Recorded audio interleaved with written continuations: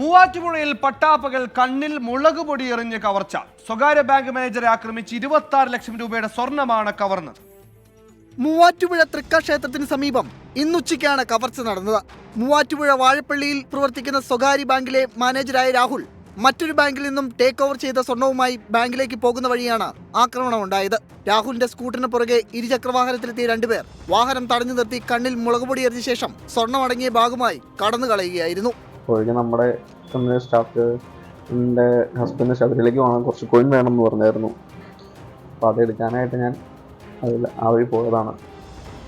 അതാണ് അവിടെ വെച്ച് വണ്ടി പോയവർ കുറച്ച് പോകുന്നിട്ട് തിരിച്ചു വന്ന് മുളക് പൊടി എറിഞ്ഞത്.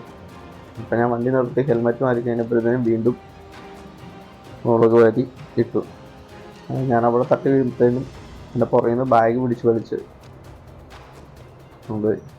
ആക്രമണത്തിൽ പരിക്കേറ്റ രാഹുലിനെ ആശുപത്രിയിൽ പ്രവേശിപ്പിച്ചു. പ്രദേശത്തെ CCTV ദൃശ്യങ്ങൾ പരിശോധിച്ച് പോലീസ് അന്വേഷണം ആരംഭിച്ചിട്ടുണ്ട്. 24 കൊച്ചി.